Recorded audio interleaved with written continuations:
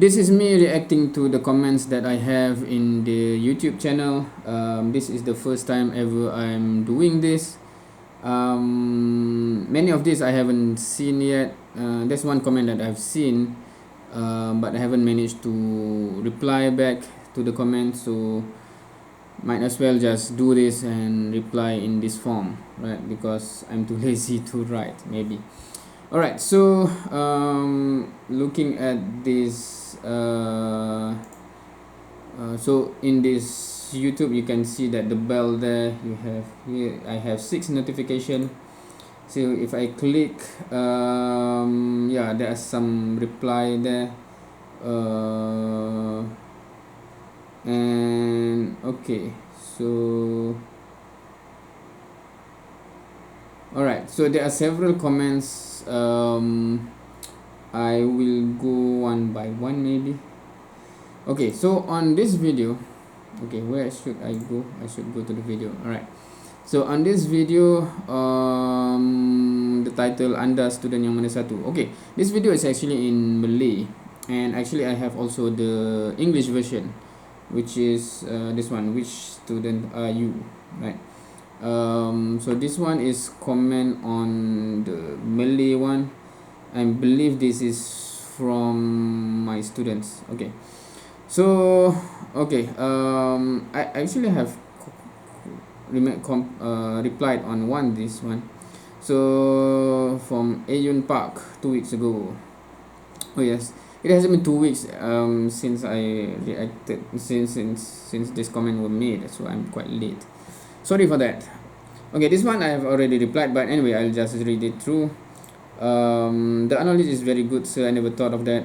If we really know what to do, we will not have enough time to do it.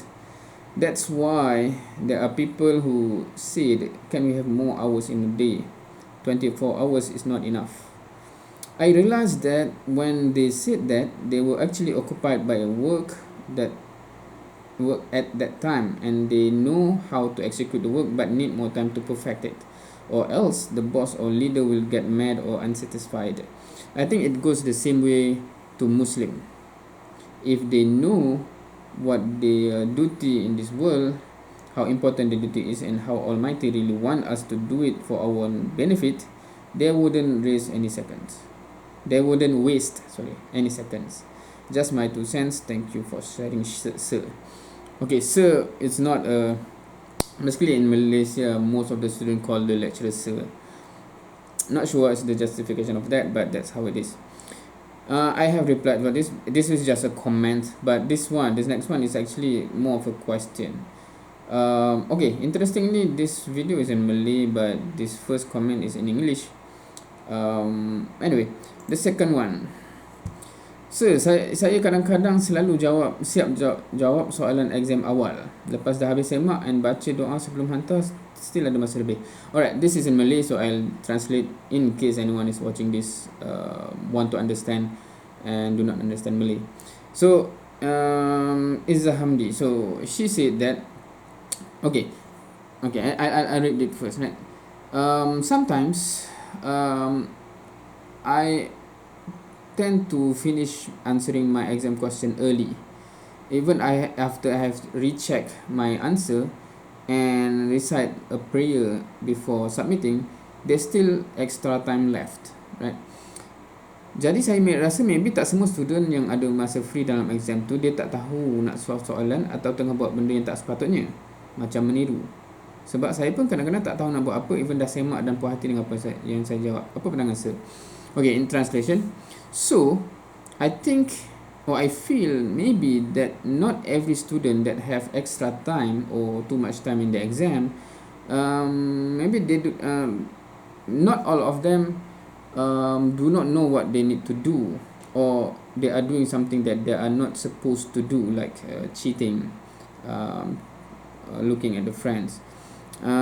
Because I myself sometimes do not know what to do even after I have rechecked and already satisfied with my answer. What's your opinion, sir? So that's the comment. Ni just pandangan saya, but I do agree with your statement because you have more experience than me. Thumbs up. Right, this is my opinion, but I do agree with your statement because you have more experience than me. Alright. In case anyone of you watching this do not understand the context, basically if you look at this video under student mana satu in Malay or in English is which student are you. I actually take the analogy of sitting in the exam, and those who really know what to do tend to be busy answering the question in terms of getting to the answer, and tend not to have time on their hand to do something else. While for those who do not know what to do, even if they read the question, they do not understand and they do not know what else to do, they will have too much time on their hand, right? And I reflect that, I make that scenario a reality scenario, because this video was made right after the exam period. I relate that scenario with real life, where I'm using that analogy or using that scenario to relate to the fact that if we know our task in this life, if we know our purpose, if we know how to fulfill our purpose, if we know the path to the answer, the final answer, or the fulfilling the purpose, we will not have enough time to do anything else. That's the premise that I paint, right? Hence, as a reflection, if we realize that we have too much time on our hand, I do not know what to do this weekend, I do not know what to do, meaning we have too much time and we do not know what to do with our time, then I pose that, or I urge people to think that perhaps we are missing out in terms of understanding what is our purpose. Because if we know our purpose and we know theoretically how to fulfill our purpose, then we will be quite occupied with that, and we will be busy most of the time, and we will not have too much time on our hand. So that's the reflection that I want to bring as a whole. Now, to this question, of course this question is not really about the reflection that I want to make, right? This is more on the fact that in the exam itself, they are actually good students, that even though they know what to do, what in terms of answering the question, and even though they focus on answering the question and they use their time, they will still have extra time left where they do not know what to do. Yeah, and hence she raised the question, how can you relate basically those who seems not knowing what to do to be not knowing what was it? Okay, let me rephrase. The question that she posed is that to challenge my assertion that those who seems to have too much time in the exam tend to be those who do not know what to do or do not know how to solve the question, etc. Because as I mentioned before, for those who know what to do, they will have actually their time occupied by answering that. Now, of course, I have to agree with her in the sense that in reality, the exam is normally designed for the majority in the middle, right? Meaning that for the most student that basically they understand what they need to answer, and but just that they are not the excellent top 5% student or whatever, they tend to be kept busy answering if they know every question what they need to do and to put the time and work to solve this. Of course, there are when I point out on the end there, the bottom whatever percent, those who don't even know what's going on, they don't even understand the subject, they do not even know what to do with their time, right? So that's the assertion.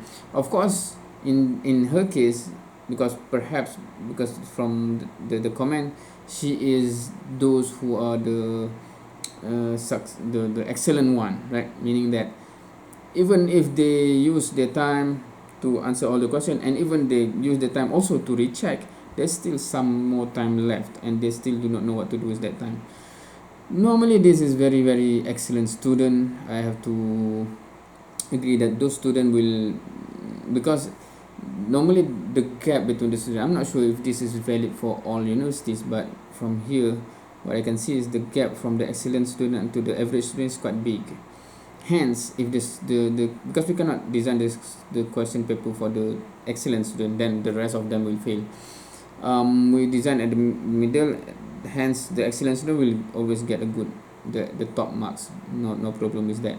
But yeah, I would have to say that this whole analogy is not meaning it is not considering that fact, right? um yeah, that was what I can see, meaning that we are taking the general concept where because the purpose of my video is not really to criticize any student who seem lost and have too much time in the exam, because even then they can have many because it's not to criticize them, meaning how to say, any student who struggle in the exam is not a bad student.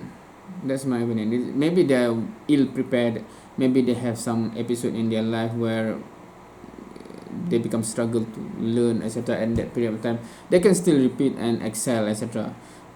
That's not a problem. That's not a problem, because exam in this world is not only one time, one chance, right? You can improve, you can retake, right? Of course, in the exam and in the real life work, it's quite different, right? And people always says, in the university, in the institute of higher learning, for example, if you fail, you just get a bad grade. But in real life, if you fail, the whole company will go down, for example. It can, the level of implication is different, but still, in this life, regardless, of course in the university whatever more, but even in this life, it's not the end of the road, right? Because people can come back, bounce back, and people do bounce back from failure, right?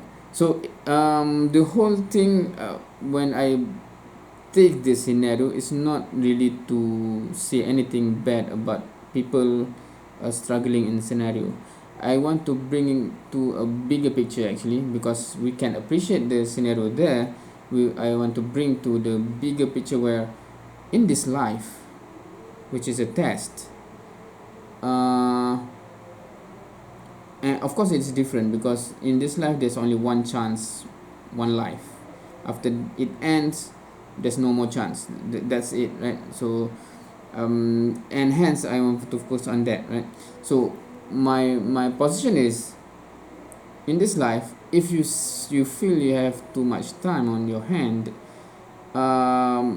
then most probably you are not well aware of your purpose. That's my opinion. Now, because in this case, I think it's hard to relate the excellent student with the real life test that I'm want to reflect on, because I'm not sure if you can say or argue that there are in this test called life, there are people who can finish and fulfill their purpose, and then they have too much time because they do not know what else to do, right? Because the purpose of our life, and we have to discuss it in another video, because this will be another topic which we have to have a longer discussion. But generally speaking, if you believe that you are created for a purpose, for a reason, and that is a noble big reason for you to live, and you have to fulfill that, generally speaking, I think most people will agree that such a goal does require a lifelong commitment in some sort, right? I don't know if anyone would say that, okay, but that one just take 2 years. After 2 years, you have fulfilled your life purpose. You can do whatever you want. Because normally, anyone who believe in the Creator, we are created for a purpose. That purpose is a big overarching purpose that perhaps not even, how to say, we cannot even see the result of the end of this whole thing in our lifetime, right? We are only chain of the long chain of people who continuously strive to achieve whatever that end is, right? So our purpose is to be in that chain, making sure that it progress towards that. So that is totally the lifetime of ourselves, right? So hence I don't see any scenario where hence that is why I'm not focusing on this. Even though when I did the video originally, I do think there's a possibility of any excellent student to think, wait a minute, how am I being criticized because I have too much time, when it's because I'm excellent, right?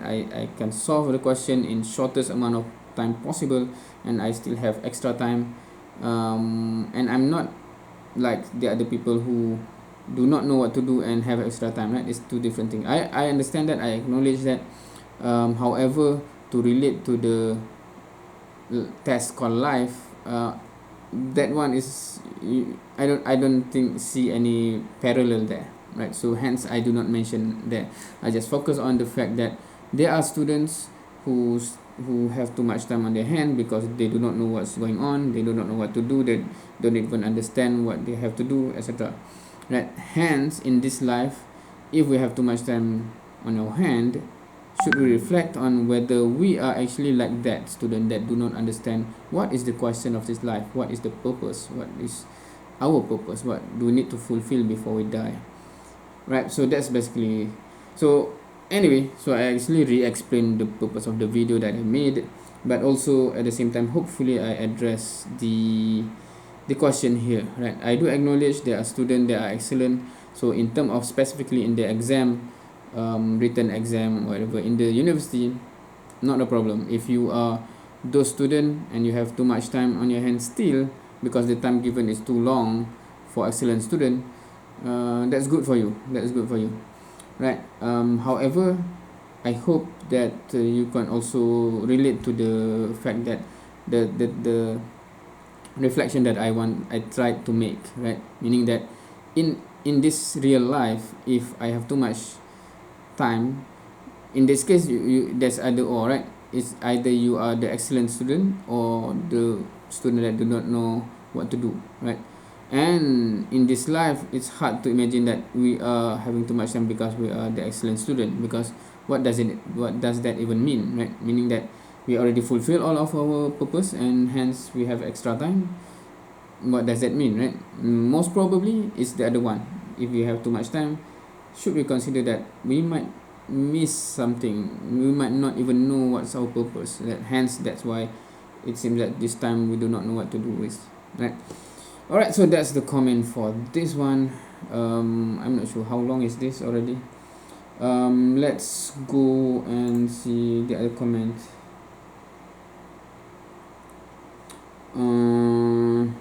Okay, this one, should I react to this one? This is basically, okay, for those who do not know, I also upload a lot of my class, and I do have a problem with this camera, right? This particular camera, in a certain lighting perhaps, or in certain position, it will have trouble to focus recently, and I think it is having to do with some scratch there on the screen. Maybe I need a different camera to shoot the screen there. So in a certain way, sometimes when it lose focus, it finds it cannot refocus, right? So if you look some of my video, that happened, and that alhamdulillah, this is still very functioning camera, so alhamdulillah, and right now you can see, I think it's quite okay, this focus, so alhamdulillah. But in certain scenario, especially when I'm explaining in the class, and the student have to refer to the lecture, and when it goes blur, that really affect the effectiveness of the learning process. Hence it becomes a big issue with me, right? Whether what to do with this, either I have to send for maintenance repair, it's not maintenance, it's repair, by changing the lens, or maybe that's expensive in terms of time and money, perhaps might as well buy a new one. But I did mention in the video, I do not have enough money to buy, or I would struggle to channel my budget there. And the student actually commented, "Thank you for an amazing lecture, sir." Again, as you see, everyone call me sir, or any lecturer sir, right? Even though the camera is having difficulty to focus, I think that every of us should, okay, should I comment on the English? even though the camera is having difficulty, it shouldn't be even though, right? Because it continues with, I think that every of us should donate to you 5 ringgit as a contribution for your new camera. Overall, okay, the edit on putting the question screenshot was helpful, and I hope to see that in the next lecture for easy reference. Thank you, sir. Thank you for, I'm not sure who is this, Static Pro XX. But I believe it's one of my students, because otherwise he wouldn't call me sir. Like normally a student call their lecturer sir. Thank you for the concern, and thank you for the suggestion. Personally, if any student want to contribute, I wouldn't reject it. Is this sound bad? Now, but at the same time, I do not want to pressure any student to do something like this, because I know for a fact that some students actually have financial difficulties. Even when I see I think I'm not sure if is this happening all over the other campus also, but here there are like projects where they give food for the students who are in need, right? And there's a lot of the long queue that collecting this food. Hence, I assume there are a lot of students that are not in a good position financial wise. Hence, they need the help in terms of food, right? Hence, in that case, I think it will be very, very, very wrong if I in any way pressure the student to actually support me for this new camera, even though this camera is for their own goods anyway, right? One of it, I'm not saying this camera is solely for them, but they will be affected. But still, I feel it's wrong for me to push it on them, right? That's number one. But if anyone would like to contribute, no problem. I will just accept it. No problem. And this also triggered me to when I read this comment first time, it also triggered me in terms of the thinking of the concept of amal jariyah in Islam, right? Because taking this camera as an example, if it is being used mainly for beneficial things, like in this case the class is for channeling the knowledge and understanding, and I also use a lot of this camera a lot on many other things that are also beneficial, inshallah, including the dawrah, etc., right? In that case, it becomes something that people can invest in term of amal jariyah, I think, right? Meaning that for if for whatever reason a new camera that I have to buy to overcome these technical difficulties is from contribution from so and so people, I do believe, and in Islam we are taught that will, meaning the contribution will also get them rewarded for every time this is being used, or this is responsible for, people gaining knowledge, people gaining understanding, people getting more closer to the truth, etc., right?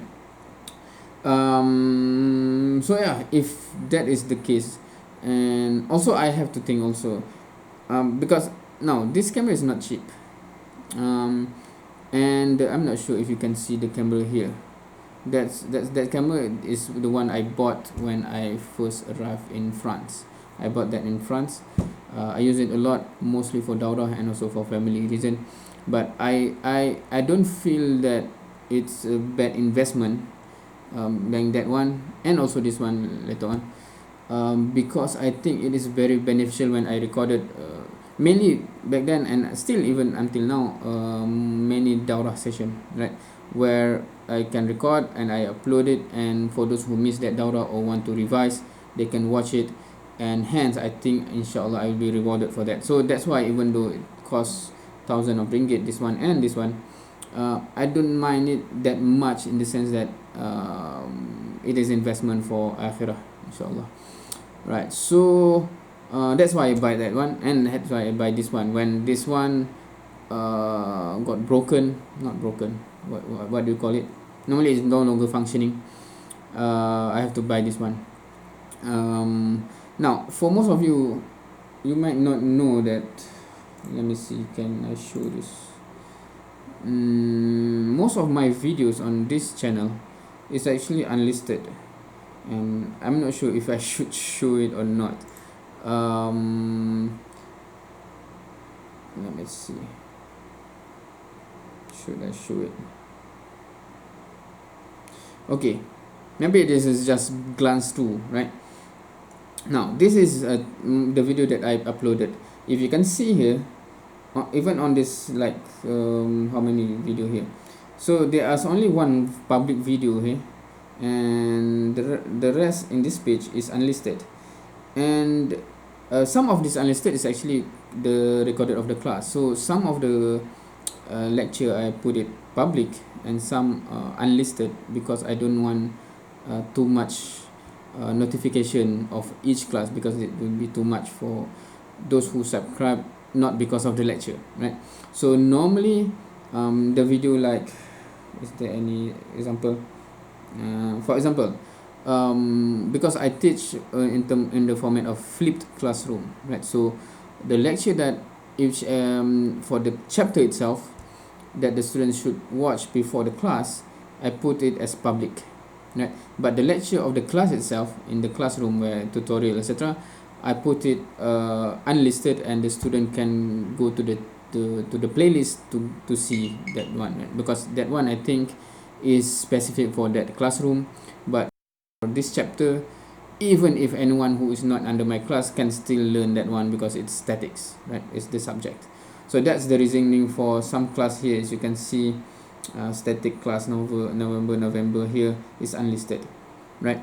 And also there are some unlisted that are in the format of daurah, and like here, hopefully nothing's, yeah. So you can see here, this is just an example of a lot of things. A glimpse of the majority of my video is actually unlisted, and most of my daurah session, whether I'm giving the daurah or I'm recording another ustaz giving daurah, most of it are unlisted, but they can search for it in the playlist that I give, and I compile every video there, relevant video there.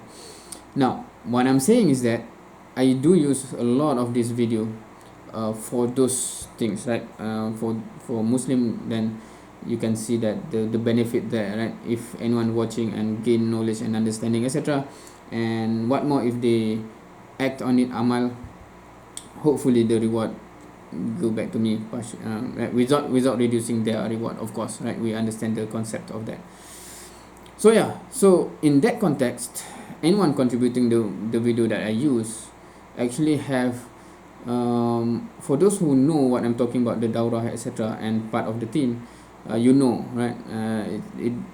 Then it's become logical that it will be, inshallah, good amal jariyah. But for those who don't know, I just saying that so that if anyone actually contributing to any video camera, and I use it for all of those, hopefully they still get rewarded for those videos that they might not even know of also, right? Because they do not have access to the unlisted video. But at the same time, I'm not saying this to psychologically make you to contribute to me. I'm just saying this as a general concept, because we should, thinking of our afterlife, right? We should have planted a lot of amal jariyah seed, right? So that, because the benefit will continue on even after our death. I'm not saying so contribute to me for my new camera. I'm not saying that. If you are convinced that that is a valid and good investment, tafaddal, right? Go ahead. But if there are a lot of other things, because you can see people are doing many projects, and you can evaluate for yourself what is beneficial, and hopefully give you a lot of return in terms of ajr in akhirah, do so also, right? For example, I think I saw recently in Facebook, there's an advertisement, call for contribution from one of the guys, the Canute, the football player. He played for what, Seville or something in Spain, right? Because they have a project to build a mosque or masjid in Spain. And for me, that wish that Islam will go back up in Spain, I think that's one project that we should contribute something. and hopefully if it takes off and produce a lot of Muslim, etc., etc., give hidayah for people there, etc., it would be a good investment, because the return will be much better than whatever we invest, especially the return is actually in the akhirah, in the Jannah, right? So I'm just saying, any opportunity for amal jariyah, I think we should consider. And if anyone think that whatever I do can also be amal jariyah, you are free to do so also, right? But I'm not limiting contribute to me, because I think there are a lot of greater opportunity out there also, right? So please do look around, and if you can contribute anything, do contribute, because eventually it's not contributing to them, it's contributing a cause that will reward you back in akhirah, inshallah. Wallahu alam. So I think that's all the comments that I have so far on my channel, basically. So that's all for today.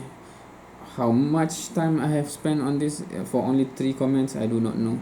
I speak too much maybe, right? I should learn to jam pack my communication so that it is shorter time but more benefit or something. Wallahu alam. So Allah knows best. Hopefully this is just a pathway for me to better myself in terms of communication, in terms of speaking, etc. So hopefully from your support, whatever way of supporting, even by watching, even by commenting, even by like, subscribe, whatever, okay, I'll talk about that in another video perhaps. Why is it necessary to like, subscribe, etc.? So there are discussion on that even from Islamic perspective, I think, but that's not for this video. We can have that discussion if you want to comment saying, please discuss on that. If that's not benefiting anyone, so might as well not, right? Wallahu alam. So I think I stretched this video too long anyway. Assalamualaikum warahmatullahi wabarakatuh. See you next video. Have a great week. Have a productive week, month and year, inshallah.